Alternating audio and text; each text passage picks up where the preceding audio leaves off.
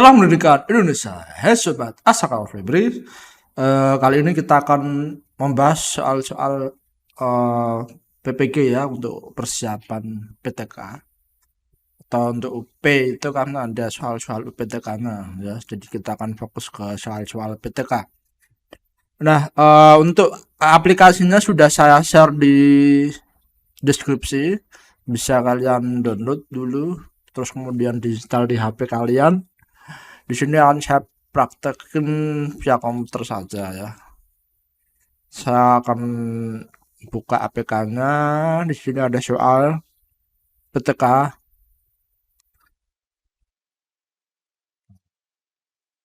Ini sudah ada ya. Jadi nanti apa namanya, screenshotnya seperti ini. Nanti langsung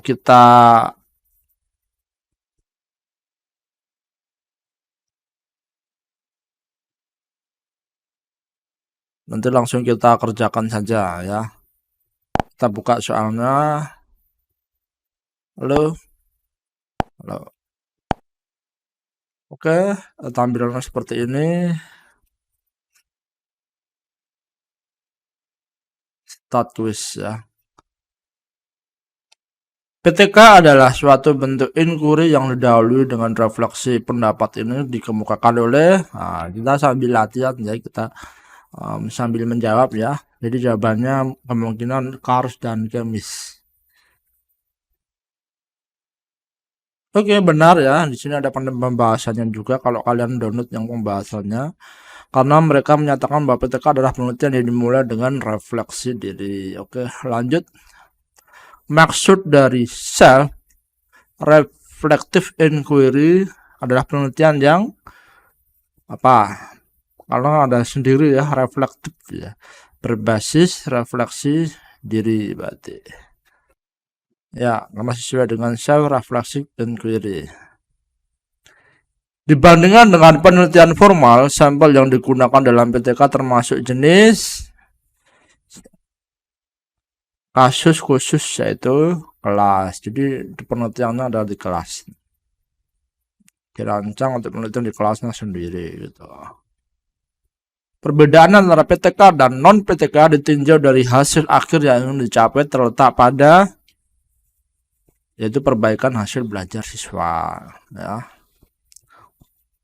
Benar, karena hasil akhir yang ingin dicapai guru melalui PTK adalah terjadinya perbaikan atau peningkatan kualitas pembelajaran atau perbaikan hasil belajar siswa.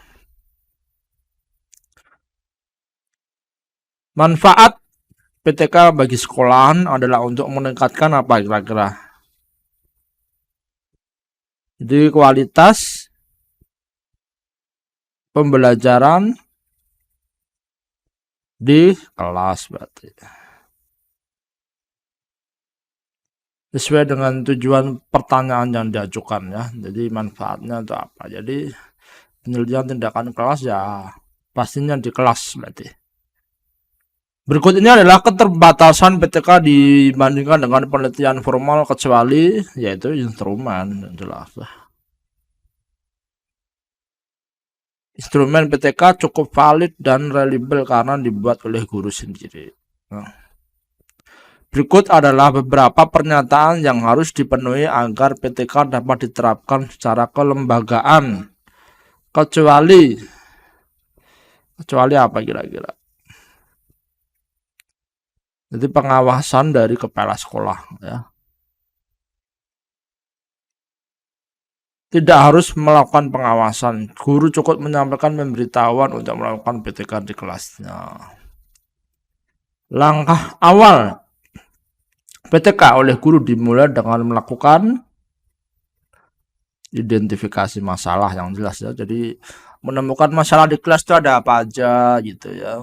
Siswa kurang motivasi atau keterbatasan teknologi, prasarana, seperti itu ya. Jadi langkah awal PTK itu seperti itu. Berikut adalah beberapa langkah yang dapat ditempuh dalam melakukan analisis masalah, kecuali melakukan studi banding ke sekolah lain. Itu jelas ya, jadi itu sangat perlu. Walaupun hal ini dapat juga dilakukan. Nah, hipotesis tindakan itu apa? Hipotesis, hipotesa ya berarti ya tindakan ya, tindakan-tindakan tentang upaya perbaikan pembelajaran yang rasional gitu. Dugaan. Dirumuskan oleh peneliti dalam sebuah kegiatan penelitian dan sesuai dengan kaidah penelitian ilmiah, dugaan-dugaan tersebut perlu dibuktikan. Gitu. Langkah awal dalam pelaksanaan PTK itu adalah apa? Menyusun rancangan pembelajaran dan skenario tindakan. Itu ya yang paling penting ya.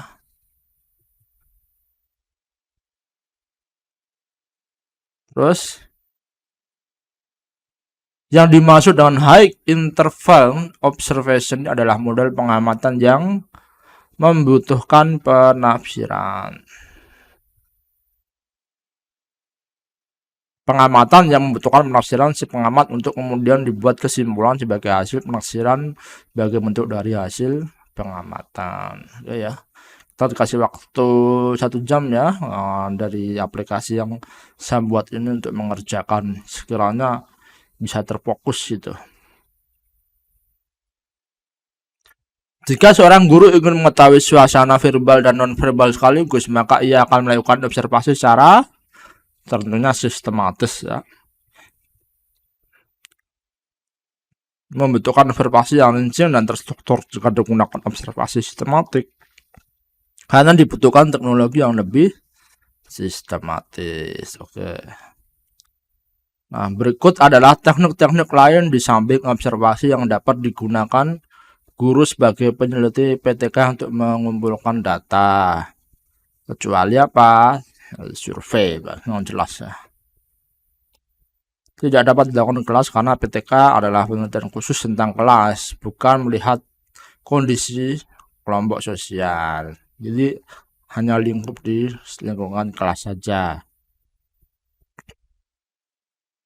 Refleksi yang paling tepat dilakukan oleh peneliti PTK pada saat sesudah melakukan upaya perbaikan. Itu ya. Karena ini sudah melakukan perbaikan adalah refleksi. Di sini guru merenung apa hasil tindakan yang sudah diberikan, bagaimana dampaknya terhadap siswa dan pembelajaran, apakah perbaikan sudah cukup atau ia perlu meneruskan ke siklus yang berikutnya. Yang dimaksud dengan perencanaan tindak lanjut PTK adalah apa kira-kira? Menyusun tindakan perbaikan untuk siklus berikutnya. Oke, lanjut. Apabila sebagian besar siswa Anda malas mengerjakan tugas-tugas yang Anda berikan, berarti ya seenaknya sendiri ya, maka PTK yang akan Anda laksanakan dikategorikan domainnya apa? Jadi pasti kedisiplinan ya, karena kedisiplinan itu kan perlu itu. Masuk domain disiplin.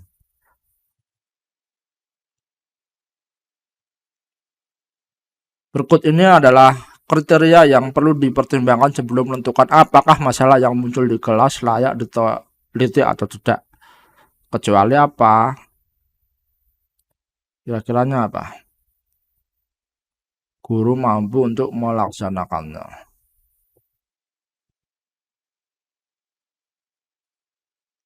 Tidak akan berhasil kalau tidak mampu ya melaksanakan PTK.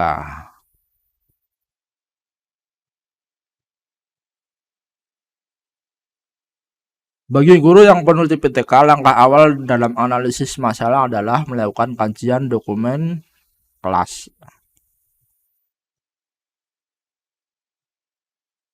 Jadi langkah awal analisis masalah adalah refleksi alias introspeksi diri tentang pembelajaran di kelas. Hasil analisis masalah menunjukkan siswa tidak mau menyimak pelajaran, guru menjelaskan metode ceramah, dan siswa tidak ada yang bertanya pada saat guru tentang pembelajaran baru saja disajikan guru, permasalahannya dapat dirumuskan berdasarkan kasus-kasus di atas. Kecuali apa? Bagaimana cara menyelesaikan masalah ini ya. Jadi dari metode Rumbuk, objek modeling teknik, metode ini berdasarkan pada analisis terstruktur dan pemodelan entity relationship. Tahapan utama dalam metode ini adalah analisis desain sistem dan objek, desain objek dan implementasi. Oke. Berikut ini adalah beberapa alternatif cara mengembangkan alternatif tindakan kecuali mengkaji teori-teori pembelajaran yang relevan. Tidak dapat dilakukan dengan mengcopy hasil PTK sejawat karena permasalahan setiap individu tidak dapat digeneralisasikan. Cakupan rencana pembelajaran dan rencana perbaikan pembelajaran nyaris sama kecuali pada butir tujuan perbaikan. Adalah tujuan PTK adalah perbaikan pembelajaran, sedangkan RP tidak selalu perbaikan. Agar mampu mengembangkan RPP dan efektif dan memberikan hasil yang signifikan, hal yang penting dilakukan sebelum memberikan tindakan perbaikan adalah melakukan simulasi perbaikan. Kenapa? Karena merupakan tindakan konkret sebelum tindakan yang sebenarnya, sehingga sangat efektif untuk koreksi kesalahan tindakan. Lanjut.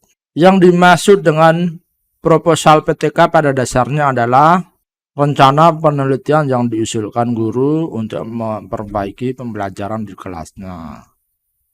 Oke, jadi dalam proposal.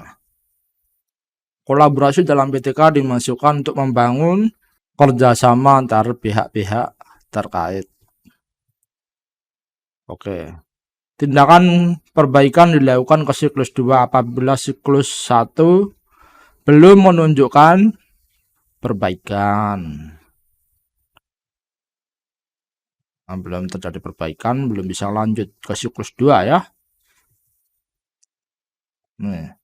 Hasil pengamatan yang dilakukan Pak siswa di kelas berbentuk catatan tentang perilaku siswa dalam membaca sebuah teks di depan kelas. Hal ini dilakukan setelah Pak siswa ya.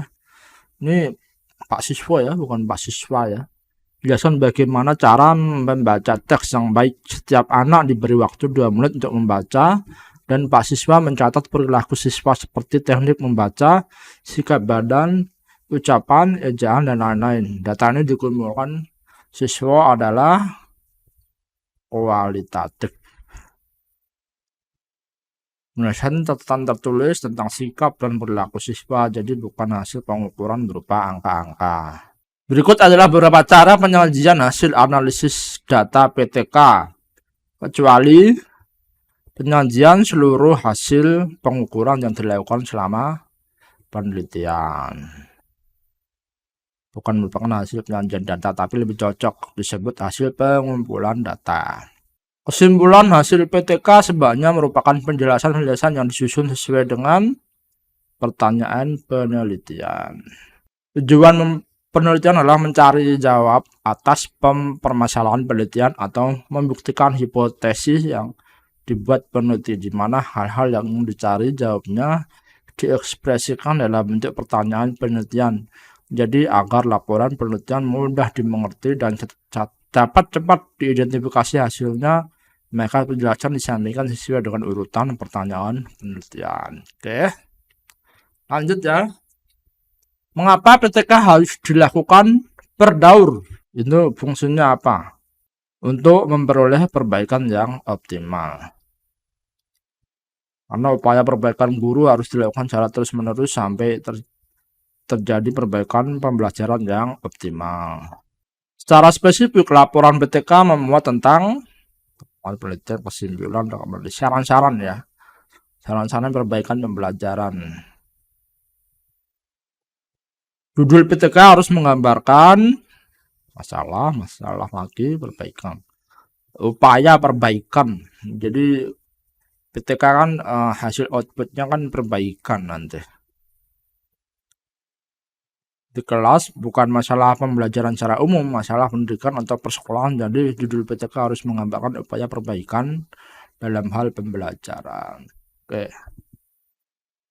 Sistematis PTK sebaiknya ditetapkan Ditjen Dikti 2004.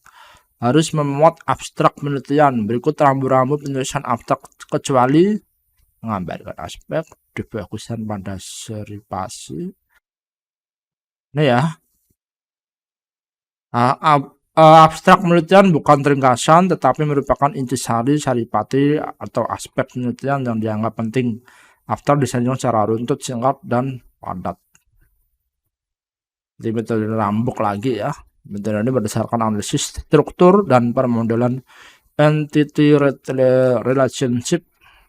Tahapan utama dalam metodologi ini adalah analisis, desain sistem, dan desain objek dan implementasi. Dalam menyusun laporan PTK, masalah penelitian ditulis atau disajikan di bagian yang jelas pendahuluan ya. Masalah ini, bukan kesimpulan pastinya. Bagian kedua sehingga latar belakang alasan disampaikan di penelitian.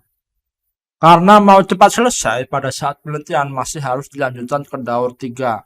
Pak Irsan sudah menghentikannya hanya sampai daur 2. Ia kemudian menyusun laporan PTK dan melaporkan bahwa tindakan perbaikan sudah menunjukkan hasil positif. Sesuai etika, penyusunan laporan Pak Irsan mengabaikan apa? Kejujuran ya pastinya ya. Jadi peneliti sudah berbohong, dia sudah melanggar kode etik penelitian. Jadi nggak boleh asal-asalan, harus sesuai dengan apa adanya, harus jujur. Nah, tulisan tentang sebuah topik biasanya disusun berdasarkan paragraf-paragraf. Yang dimaksud dengan paragraf dalam laporan PTK adalah kumpulan kalimat kurang lebih sebanyak setengah halaman yang dimulai dengan baris baru.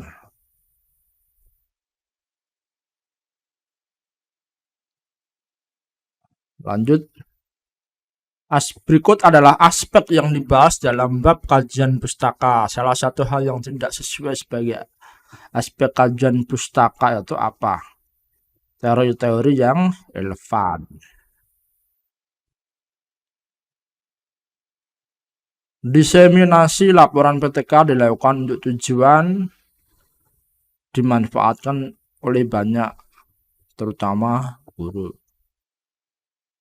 Pengalaman guru adalah memperbaiki pembelajaran akan dapat dijadikan pembelajaran atau pengalaman bagi guru lain dalam menghadapi masalah pembelajaran yang sama. Manfaat diseminasi laporan PTK bagi sekolah adalah apa manfaatnya? Meningkatkan kredibilitas sekolah pastinya ya. Jadi PTK itu tidak hanya bermanfaat di kelas tapi juga meningkatkan kredibilitas di sekolah juga. Bahwa sekolah yang bersangkutan sangat peduli dengan kegiatan akademiknya. Karena mau cepat selesai, maka penelitian masih harus dilanjutkan ke daur. Ini masih sama ya. Jadi jawabannya tetap kejujuran ya, soalnya sama. Melanggar kode etik. Nah sekarang ini pertanyaannya harus memilih antara 3 ini ya, yang benar yang mana ya. Dari hasil analisis masalah yang dilakukan di kelasnya, Pak Bambang melihat bahwa dalam 3 kali ulangan aritmatika yang diberikan rata-rata hanya 2 orang dari 30 siswanya yang mendapatkan nilai di atas 60. Sebagian besar siswa tidak mampu menyelesaikan soal-soal tentang perkalian. Maka selain itu, pada setiap pembelajaran matematika, suasana kelas menjadi tegang karena siswa merasa matematika sebagai pelajaran yang maut alias sulit ya. Sehubungan dengan masalah tersebut, Pak Bambang kemudian merumuskan masalah pembelajaran sebagai berikut.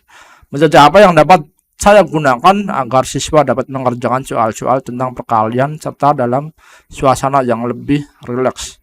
Selanjutnya, permasalahan tersebut dapat dirinci secara operasional sebagai siswa. Apakah memberikan tugas-tugas dapat meningkatkan hasil? Bagaimana bentuk materi tugas yang dapat membangkitkan motivasi siswa terhadap pelajaran matematika? Apakah saya perlu konsultasi? Ini nggak usah ya, nggak usah konsultasi. Ini pembelajaran di kelas, ini urusan guru sendiri. Jadi ya mungkin 1 dan 2 saja ini ya. Oke. Salah satu prinsip observasi menurut Hopkins adalah perencanaan bersama. Perencanaan bersama yang bertujuan untuk membangun kesamaan persepsi antara guru dan teman sejawat, membangun rasa saling percaya antara pihak-pihak yang terlibat, membangun aturan main antara pihak-pihak yang terlibat. Semuanya itu perlu ya. Jadi 1, 2, dan 3 itu benar. Dalam upaya mencapai tujuan dan sasaran observasi, maka peneliti PTK hendaknya mengarahkan sasaran pokok dan fokus utama selain proses observasi untuk menjawab pertanyaan berikut. Apakah sudah terjadi perubahan di kelas saya? Ini kurang ya, bukan fokus. Apakah tindakannya sudah berhasil? Nah, ini sudah berhasil tidak? Apakah dampak? Nah, jadi yang saya rasa yang perubahan di kelas itu kan bisa relatif ya, tergantung nanti hasilnya gitu. Jadi saya rasa 2 dan 3 saja ini. Observasi yang dilakukan oleh pengamat luar atau teman jawab dapat dalam PTK difokuskan pada perilaku mengajar guru dalam melakukan tindakan perbaikan. Oke. Suasana dan perilaku belajar siswa selama berlangsung tindakan perbaikan. Intensitas catatan penelitian yang dibuat atau ditulis oleh pengamat. 1 dan 2 ya berarti ya. Hasil analisis data dapat dilakukan bahan membuat kesimpulan dan tindak lanjut penelitian, melakukan refleksi untuk membuat perencanaan tindak lanjut, mengidentifikasi temuan penelitian. Saya rasa jawabannya 2 dan 3. Karena hasil analisis data untuk mengidentifikasi temuan-temuan sementara melalui refleksi dalam rangka menentukan apakah perbaikan sudah terjadi atau perlu diteruskan ke siklus 2. Demikian pula hasil analisis data juga dapat dilakukan landasan untuk mencari atau mengidentifikasi temuan penelitian baik temuan sementara apabila belum dilakukan perbaikan maupun temuan final apabila sudah dicapai perbaikan pembelajaran. Pengumpulan dalam PTK melalui cara observasi terutama ditujukan untuk memperoleh masukan perilaku belajar siswa, betul. Mempelajari dampak tindakan perbaikan yang diberikan, betul.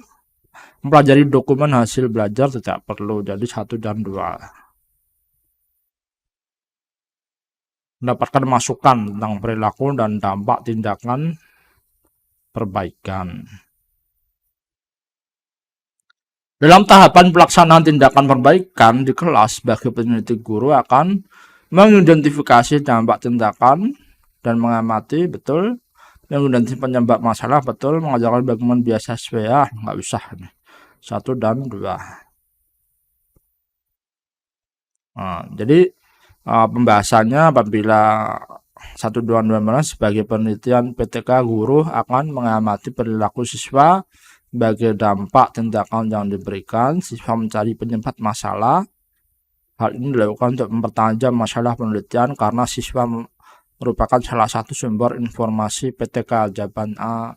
Ini maksudnya kalau ini yang random ya, jadi bukan A ya, jadi jawabannya B ini ya. Kan ini jawabannya random. Refleksi pada dasarnya adalah mempertanyakan pada diri mengapa masalah ini terjadi di kelasnya, merencanakan sebagai alternatif tindakan, merenungkan dampak tindakan. Jadi semuanya benar nih. Karena refleksi adalah merenung kembali untuk mengingat peristiwa-peristiwa yang menyebabkan munculnya masalah, dilanjutkan dengan mencari alternatif hal-hal yang perlu dilakukan guru untuk memperbaiki pembelajarannya. Oke. Yang dimaksud dengan interpretasi hasil analisis data adalah menemukan makna dari hasil analisis data untuk menjawab pertanyaan penelitian, menerjemahkan hasil analisis data, menghubungkan masalah, mengolah data hasil Ini nggak perlu ini ya. Jadi 1 dan 2 saja.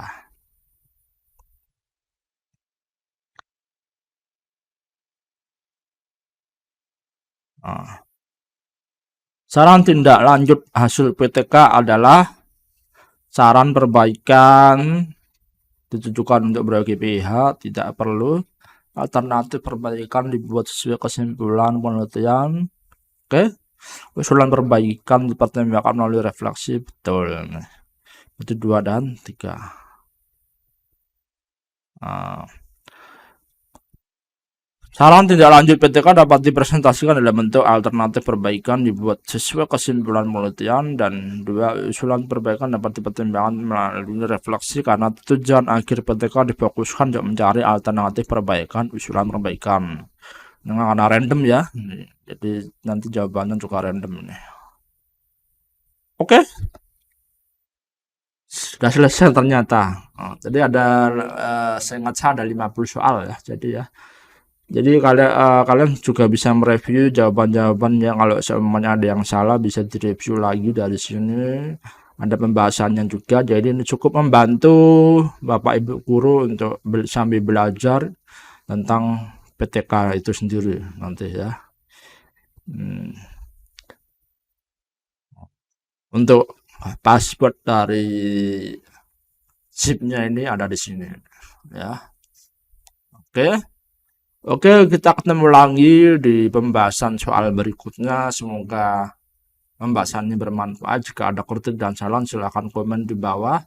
Nanti saya akan perbaikinya. Nanti kita ketemu lagi di pembahasan yang lain. Jadi jangan lupa subscribe-nya ya, dan pantengin terus channel saya. Oke ya. Itu saja. Bye.